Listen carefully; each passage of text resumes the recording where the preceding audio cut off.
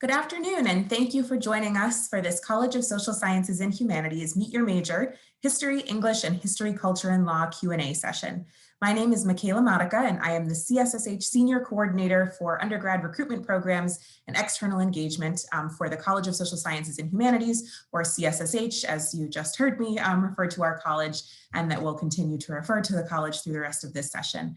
I am joined today by my colleagues that you see here on the screen. They are faculty members, students from the History, English, and History, Culture, and Law programs, as well as one of our CSSH co-op faculty who works with students from these majors. So in just a moment, I will turn it over to the panelists to introduce themselves before we open the floor to Q&A. You can submit your questions through the Q&A box at any point throughout the session. And we will answer as many of them as we can during this session. So without further ado, I will turn it over to Professor Amilcar Barreto.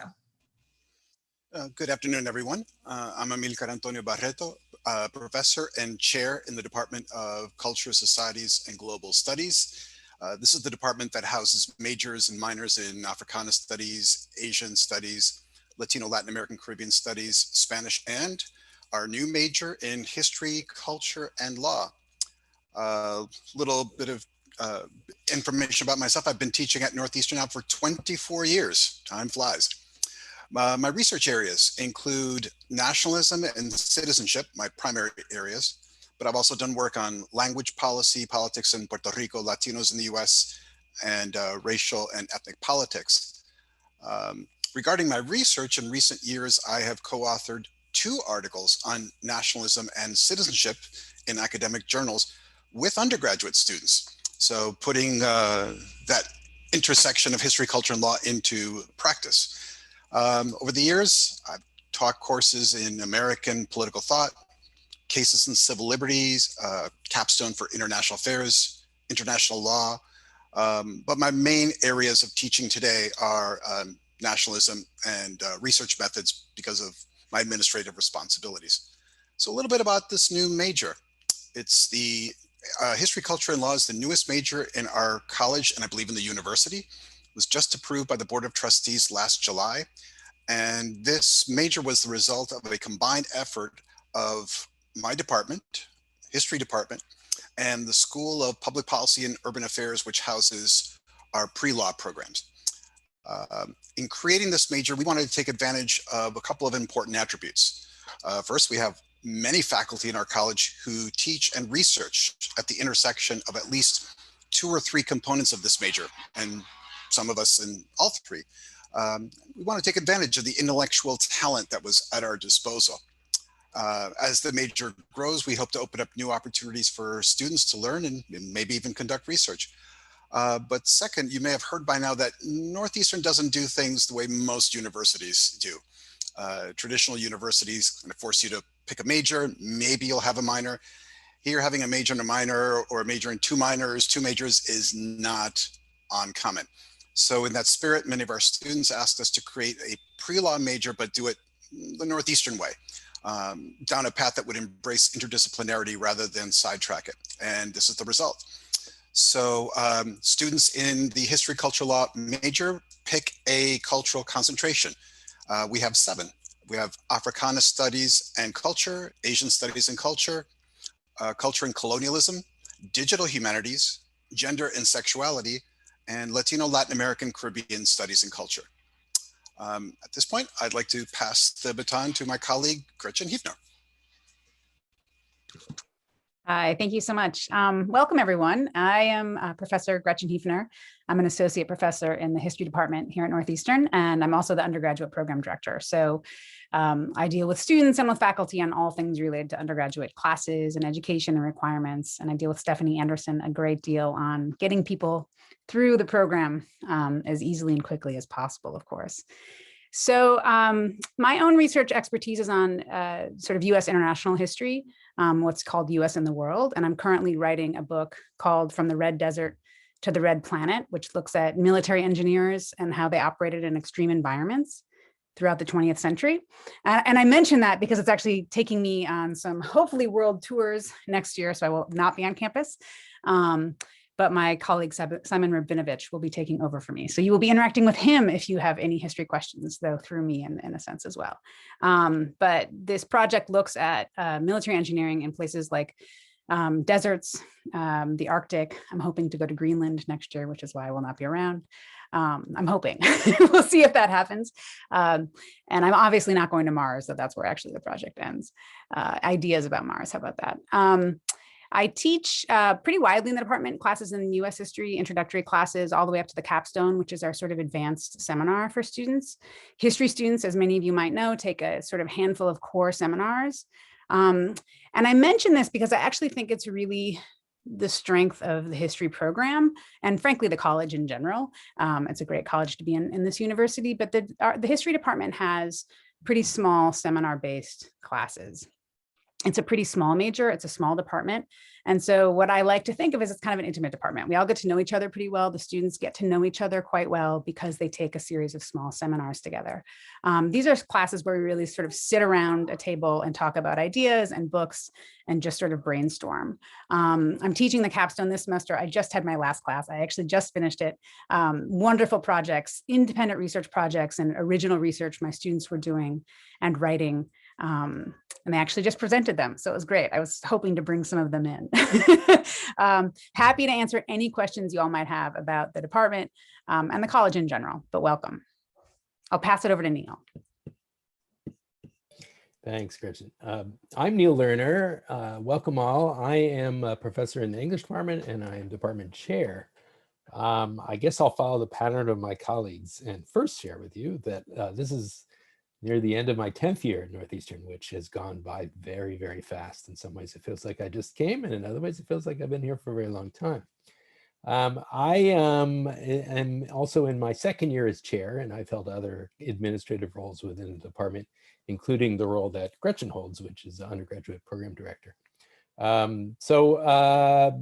own projects are pretty wide-ranging. My field of research is writing studies, and I essentially study where, when, why, and how people write, both historically and currently. And the two main projects that I'm working on right now is one is a archival research project that is a collection of the materials from Northeastern's writing program, which has been around for a very long time. And we're in the midst of digitizing and making those materials available to a public audience. And the second is a kind of long-standing project that I'm working on with two other colleagues, where we try to understand what students' most meaningful writing projects are. And we've written a book about this, but we're actually surveying students again this semester, and we're particularly curious how the global pandemic will have an influence on what students choose as their most meaningful projects. Much of the theme of my work is trying to understand students' perspectives on their learning. My background's actually in education, not necessarily in English. So the kinds of things I teach are also wide-ranging. The courses I teach, undergraduate courses I teach regularly, are creative nonfiction, the practice and theory of teaching writing, which is a course for those interested perhaps in teaching, but also prepares one to tutor writing. My students in the fall worked with Boston high school students on their college essays, actually with 826 Boston, which is a community literacy organization and a community partner of ours. And this semester, like Gretchen, I am teaching capstone, and Haley, who will talk next, is one of my students. And I hope she doesn't feel pressured to talk about what a wonderful experience she's having. But I'm having a wonderful experience in capstone. We did have our last class today, and we did have student presentations. Gretchen, we're like mind melding on this. That's why you were nodding and smiling along. I saw that. Exactly. Like, this is what I'm about to say. And I think, I mean, I can point to that, just as Gretchen did, to the wide range of work that undergraduate English majors and combined majors do. Everything in the capstone projects in my class range from documentary films to memoir to fiction to literary analysis to cultural studies with emphases on gender, sexuality, and to things I'm not even thinking about right at the moment. It's just a really wonderful wide range, because in many ways, that's what the English major enables and equips students to do, explore a wide range of interests. The department on paper has four particular foci.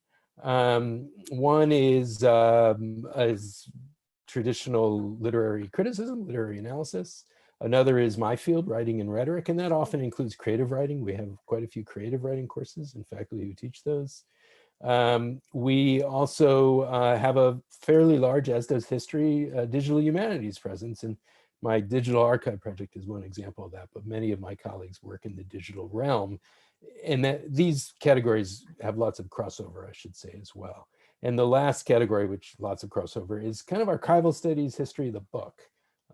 And we have quite a few faculty pursuing that, both as research and it incorporates their teaching. Many of my colleagues, including myself, do research alongside undergraduates and create opportunities for undergraduates to work with us in research teams, a bit more of a scientific model than what is traditional in the humanities, I would say.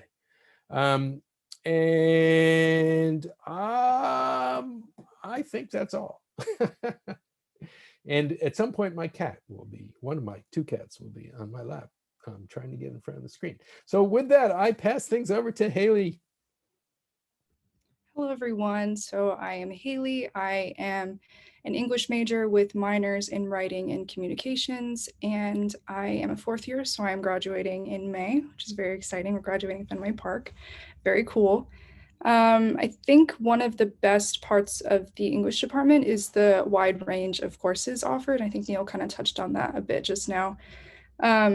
Just kind of some stuff that I've taken that hopefully you find exciting and interesting. I have taken more classic kind of stuff like 18th century British literature. I'm taking Greek tragedy right now, which has been really interesting, American Renaissance, but then also more creative stuff. I've taken creative writing and a really cool publishing in the 21st century class. So I think the English degree gives you a wide variety of courses to take, no matter what your interests are within the field.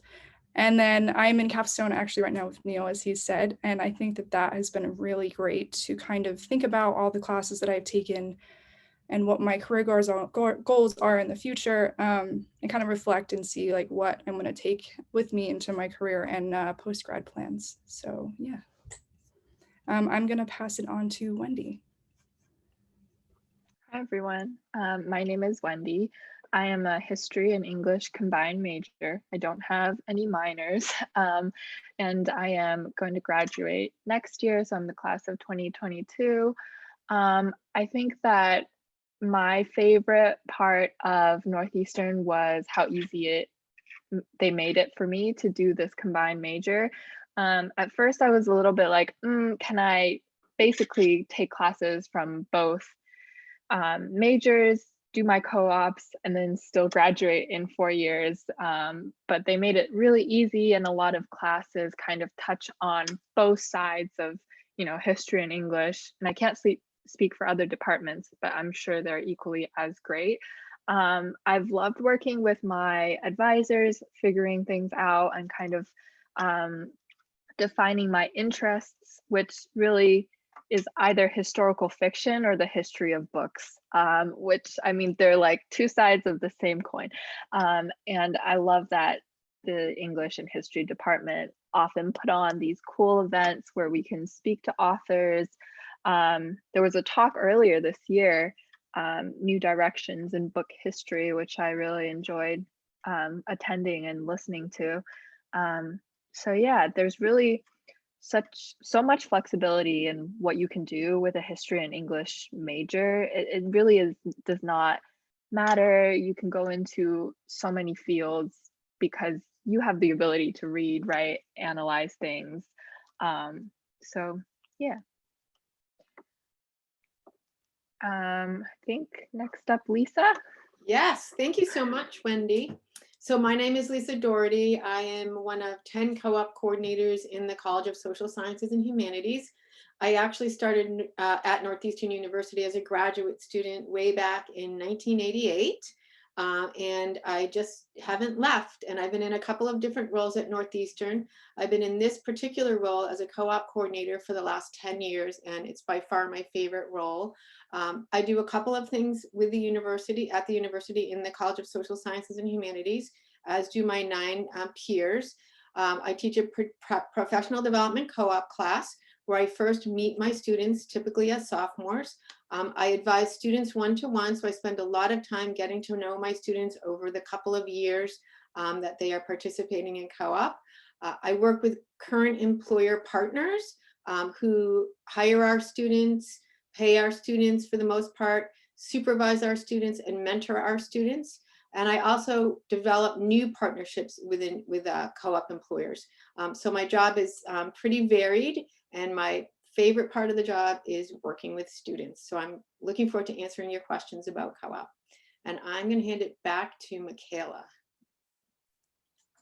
Great, thank you. And so Lisa, I'll turn it back over to you because we have a question about co-op.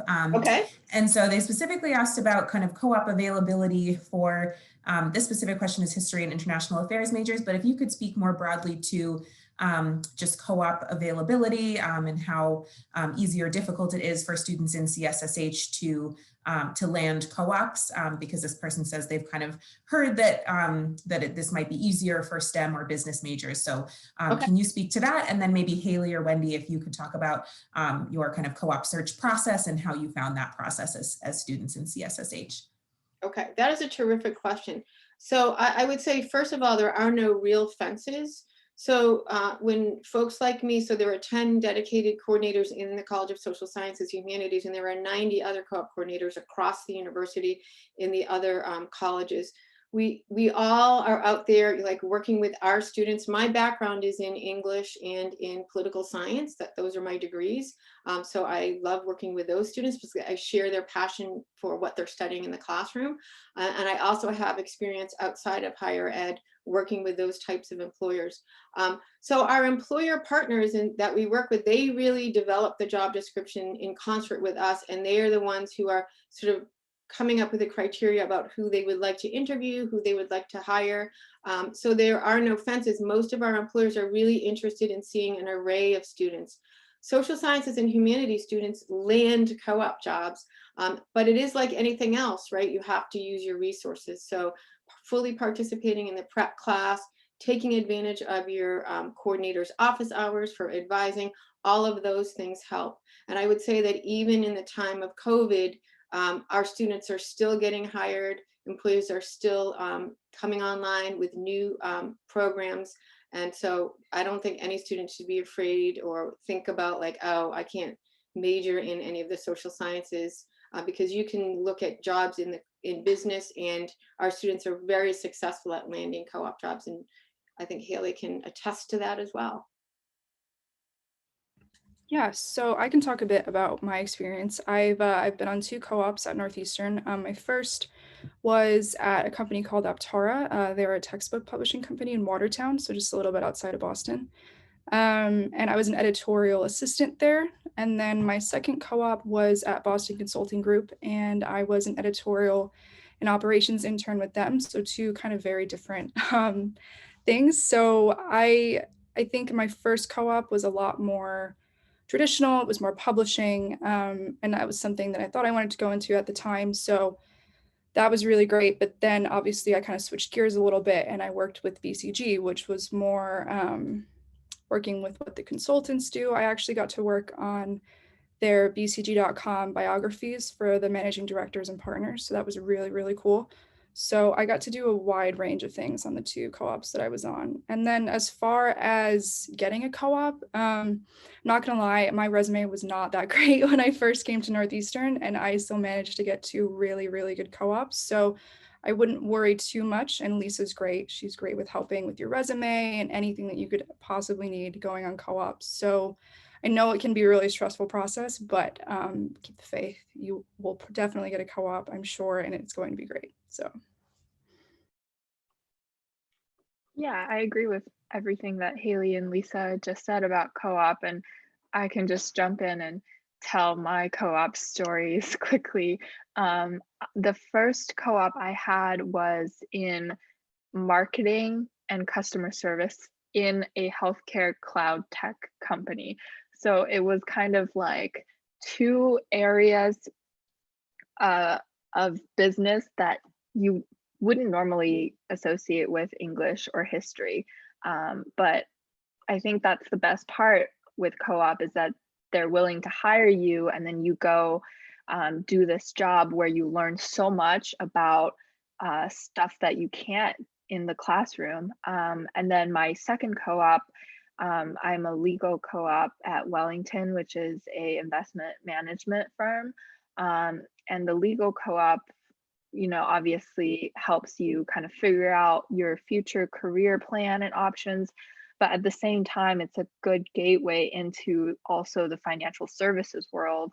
So you can kind of explore that at the same time. I think that all the co-op advisors at CSSH are amazing and really strong, and they really do help you kind of with every step of the co-op process, not just applying, but also interviewing and accepting your job. And even after you accept your job, they're still there for you. So, yeah. Great, thank you. So we heard a little bit from Amilcar about the concentrations that are available within the history, culture, and law major. And we had a student ask, or an attendee ask, is there a way to concentrate or select a concentration in the other majors that we're talking about today? So in history or English. So if Gretchen and Neil can speak to that, and then again, Haley and Wendy, if you've tailored your curriculum at all to concentrate in a particular area, can you talk about that? Sure, yeah, for the history program, there isn't a requirement to do a formal concentration. There was for a while and there no longer is. And for reasons that aren't very interesting, but that's how it is. But yes, absolutely, students tend to find a focus or a concentration. So like in Wendy's case, she's interested in the history of the book, right? Or like the written word. And so she's going to gravitate towards classes and faculty members that obviously teach to those competencies.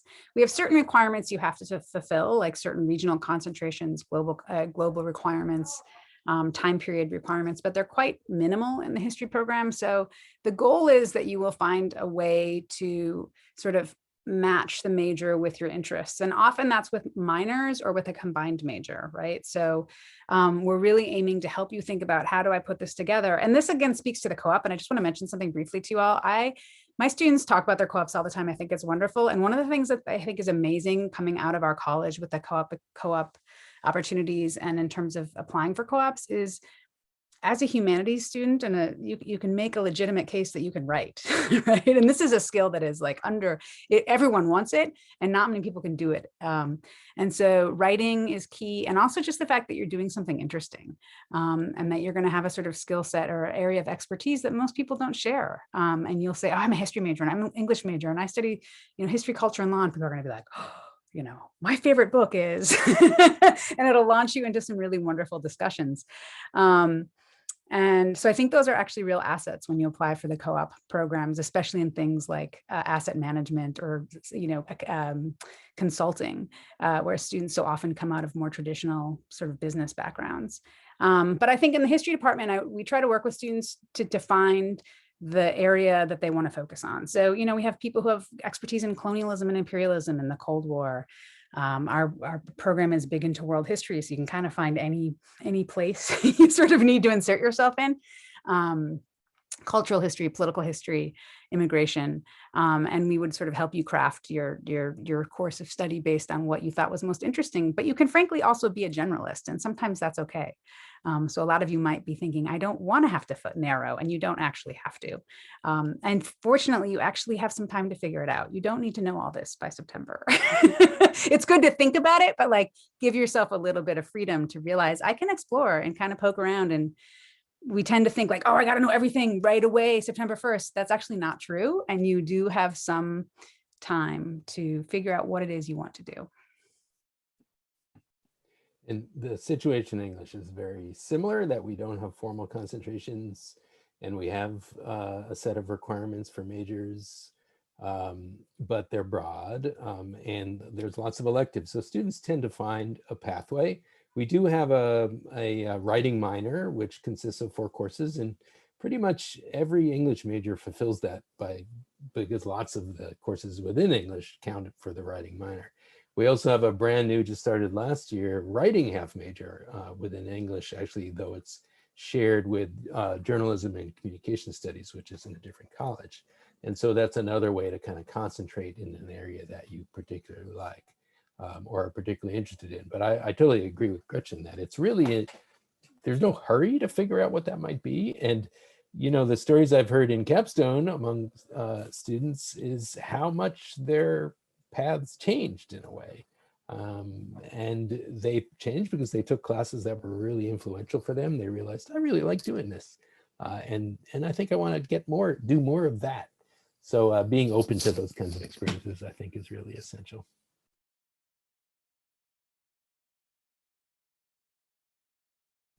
Great, thank you. Haley and Wendy, have you kind of taken a more generalist approach to your studies, or have you used your classes to really focus in on a particular topic or area? I can go first. I think I've definitely been more of a generalist. I think I came to Northeastern loving English, loving to write, loving to read, and I didn't exactly know where I wanted to go with it. But so coming to Northeastern, I've taken a wide range of classes, and I think because we have so many options, I've been able to narrow down what I actually want to do. So first I wanted to do publishing. I took a publishing in the 21st century course. I liked it, but I didn't think it was for me. So then I've also taken a lot of rhetoric classes, or even just like general skills that I've learned through the major. I think I've definitely improved in writing since coming to Northeastern for sure. So moving forward, I am pursuing a postgrad degree in journalism. So I'm going to take all the critical thinking and the writing skills that I got at Northeastern and put that towards that. And actually for my capstone with Neil, I have looked at fake news and media bias in mainstream media today. So I've taken a lot of things with rhetoric and being able to analyze things, and I've kind of been able to apply it to things that are outside of English. So yeah, hopefully that is helpful for some of you. I think I'm kind of in the same boat as Haley. I came into Northeastern knowing that I love to read and write, and that's basically all I looked for, was like topics that I wanted to read and write about. And I think Northeastern does a really good job like encouraging students to take both history and English classes in various historical eras or in various regions of the world. And so, I mean, I can think of like lots of time periods where I took a class in that I wasn't necessarily familiar with before. And then after that class, I'm like, oh, wow, I really liked Homer. Or like, the Troubles was an interesting time in Irish history that I knew nothing about. And then I write this 20-page paper and I'm like, yeah, okay, I see what this is about. So I think that's definitely my favorite part. I don't really necessarily want to constrain myself to one era or one topic, at least not for undergrad. Great, thank you both. So we have a question. So I think all of our faculty members that are here can speak to this, and then Wendy and Haley, you can feel free to weigh in if you've done undergraduate research yourselves, either in class or outside of class. So can our faculty members who are here talk about undergrad student research and how students are able to get involved with that in your department and what that looks like? Would you like to go first? Why don't you go first, since you're okay on screen now? Yeah. I've worked with 2 students in the past, and I'm currently working with another. There's a general pattern, which in my case, students have enrolled in my nationalism class. They liked it. They approached me. They say they want to go further in depth. We find an area of common interest. For example, one of my students was very interested in the history of Latinos in the US. So I said, okay, we could work on a project together. That became an article. Different students was interested in LGBTQ politics. So we combined his interests with mine, produce another paper. So that's kind of the pattern that I'm doing. So in my case, I work with a very small number of students, but very intensively because the goal is to produce a paper. But there are faculty who have like research teams. My colleague in political science, Kirsten Rodine Hardy, has generally like 10 students helping her with different research projects. So it varies a lot from faculty to faculty. I think that's pretty, I'll jump in and just echo that sentiment. And that's pretty common, I think, across the college in really interesting ways. And I think Neil had mentioned earlier that the model in the English department in some ways almost seems more like the sciences, right? And that we actually do bring students into research and work with students in individual projects and also their own. And so I have not worked, I've hired students to do some research for me in the past. And that's one angle that students will go into. The other thing that we work on, I think, across the college, and I can speak to this specifically for the history department, is making sure that students get get funding and get opportunities to do their own individual research. So I've worked with a lot of history students on applying for competitive research funding, both from the university, from the college, and also outside of the university to go travel and do archival research. This year, it was obviously all out of whack, and we have to reset a bit. But our students have been really fortunate and really they've been well rewarded in their applications for these programs. So there's something called Peak Awards, which the university has. And my students will often apply for funding to go do research in France, for example. New Orleans, someone went last year to Yale Archives last year as well. So you can apply for pots of money to do things. And that's a great way for students to be able to do their own research. And that usually happens a little bit later, like you wouldn't do that next year probably. And also, so in the history department as well, there are faculty who have programs doing, there was this COVID-19 digital archive that the public history program in our department was working on, where students could go and work on this program over the past year. There's a number of new research proposals that were just accepted in the history department and across the college through this Tier 1 grant program, and they're going to be hiring undergraduates to come in and do research on these really big, sort of high profile projects that usually take a couple of years. And so, I think we're getting better and better also at advertising these things and posting them and letting you know that they exist. And so you don't always have to scramble to find out. But I do think that's something over the past couple of years I've seen our department and the departments in the college get really pretty aggressive about doing, is letting you know these opportunities. And if you want to participate in them, you can. But again, you don't have to. I don't want to stress you all out before you arrive. Yeah, and just to reiterate what my colleague said, in that in English, undergraduate research either is part of an existing project, existing team that a faculty member is sponsoring, and students in those instances could either get paid, get academic credit, get paid an hourly wage, get academic credit, or get paid through the PEAK program that Gretchen mentioned, which has all these different tiers of funding,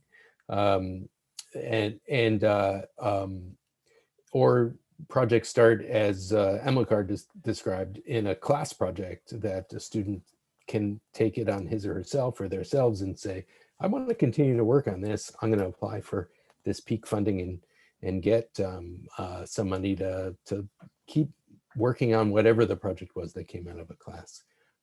So the opportunities, I think, are continue to be developed more fully, particularly in English. And it really is, the reason I mentioned it's more like the sciences is because there's a strong tradition in humanities of the sole individual writing by themselves. And we're kind of breaking that up in lots of ways and working in research teams, because the kinds of projects that many of us are working on, including archival projects, take lots of people to get the work done.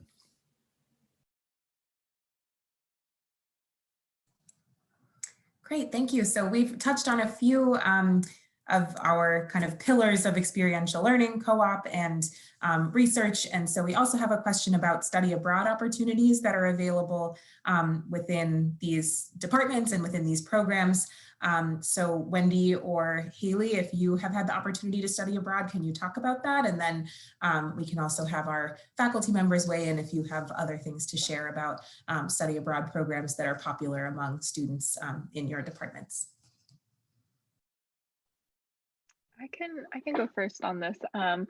I went abroad as a part of the NUN program in London for the first semester of college, and that's a program that you get admitted into, but I had a great experience abroad. Now that Northeastern has that connection with the new College of Humanities in London, they're excellent professors, excellent classes, and you get to go see all these monuments and historical artifacts in real life, and that's pretty cool. Also, I had planned to go on a dialogue of civilization to Poland right before COVID hit, and that has since moved to be virtual, but hopefully I can still go on a dialogue at some point. So, and a dialogue is like a summer course that's abroad, and you like work with your professor as you travel. Yeah, I can go. So Northeastern has so many different study abroad programs, even if it's not specifically within your major, excuse me, you can find a way to work it in, whether that's through an elective or whatever. So for me personally, I went, I did our summer semesters are split in two for summer one, summer two. So I went on a study abroad in London. It was at University College of London, and it was 6 weeks. So it's a bit more low commitment, which I think worked out better for me instead of a full semester abroad. And then I was also going to do a dialogue of civilizations, but that unfortunately got canceled due to COVID. But that was in Ireland, and that one is specifically for, well, English majors, but other people from other majors can do it too. They're just English courses, and it was Irish literature and film. So if you have the chance to look into that or any of the dialogues, I'd highly recommend. I've heard really great things about them. And if I'm not mistaken, students can do international co-ops as well, right? I feel like I had a number of students who were in Greece for a co-op and Italy and sort of all over the place. Yeah, that's definitely true. Students do international co-ops. We also have co-ops across the US. So most of our co-ops are based in Boston. We have a lot of students who are very interested in going to Washington, DC, New York, LA, San Francisco, Chicago. So we do have housing in those areas as well that you can just pay through Northeastern. We have leased housing. We also have resources to help students find housing. And we have global co-ops. We were able to carry on with some of our global co-ops, even remotely, and we're really looking forward to sort of getting back in touch with our global partners once travel is allowed. All of the co-op coordinators in the College of Social Sciences and Humanities work with global employer partners. I work with an organization in Vietnam and an organization in Mongolia. I'm still in touch with them. We email. We're very looking forward to opening the world again and having our students go back to those areas. Great, thank you. So we have another question about the way that classes are conducted. So are the classes in your programs discussion-based? Are they a Socratic method style, more of a lecture-based style? So Neil, do you want to start with that, answering that one? Yeah, so on the whole, English department classes are small. 15 for writing classes, 19 for seminar classes. There are a few introductory classes that are larger than that, but we're talking like 25, not a lot more than that. So so much of because of that experience, we're not talking about lecture classes. We're talking about discussion, seminar, participation.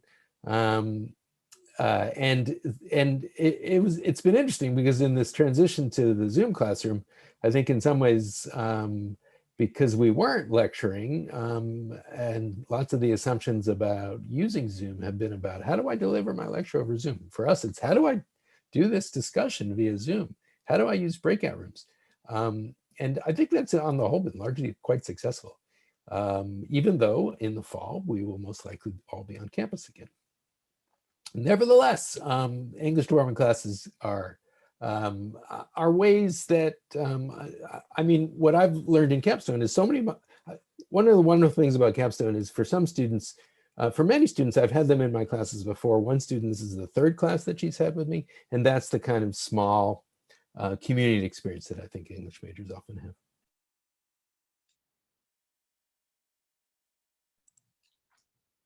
Great. Yeah, Amilcar, yeah, if you could.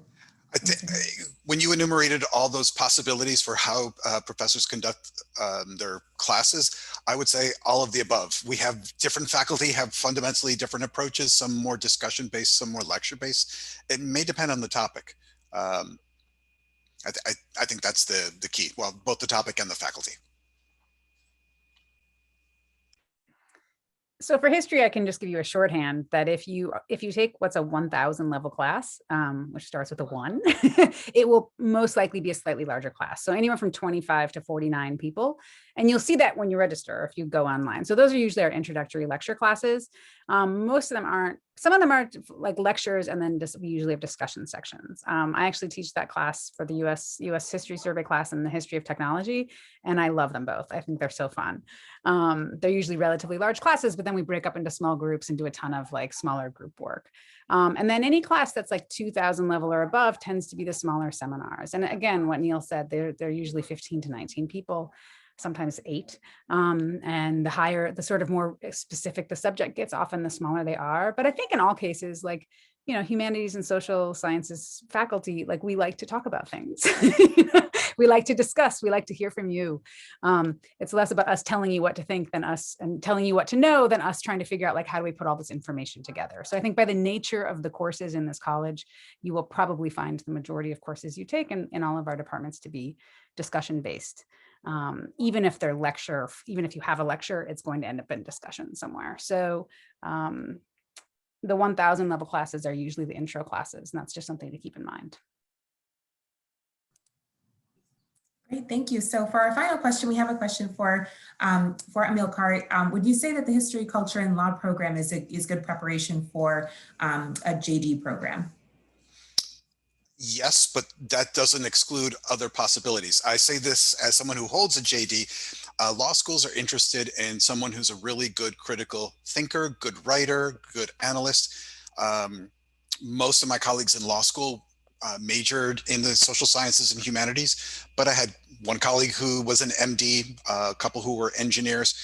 One of the nice things about the HCL major, which of course we share with a couple other units, is the fact that students learn to think about a topic like law in fundamentally different ways, thanks to the variety of courses that they will take for the semester. I think that'll be advantageous when eventually going to law school, if you want to pursue that path. But if someone wants to pursue a JD, they need to talk to me or a couple others, and we need a conversation.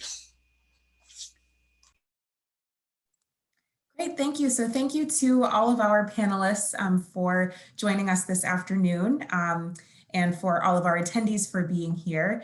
If we didn't get a chance to answer your question, you can feel free to follow up with me. Let me just share my screen again so that we can talk about some upcoming events and ways to follow up and get in contact. So you'll see that our upcoming events this Friday, we have another Meet Your Major session for our ASL, Sociology, Anthropology, and Human Services program. So if you are interested in any of those as a minor or a combined major, please feel free to join us at that session. We would love to see you there.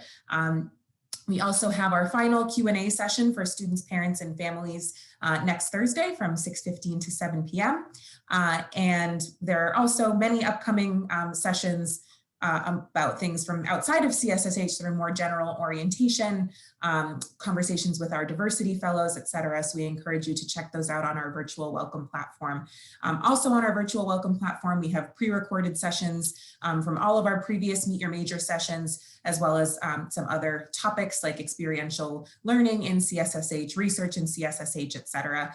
So please do go to your virtual welcome platform and check those out. We also have the program overview videos from all of our departments listed there as well. And you can find more information about our academic departments that are represented here today on our department websites.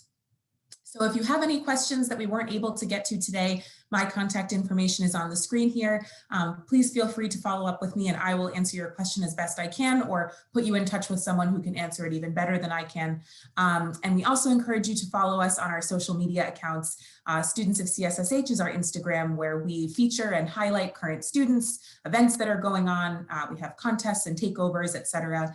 So follow us there. And then our college social media accounts, where you can get updates on additional things, events, what faculty are up to, etc., is NUCSSH on Instagram, Facebook, and Twitter. So thank you again for joining us this afternoon. And thanks again to our panelists. And we hope to see you at Northeastern next year. Thank you.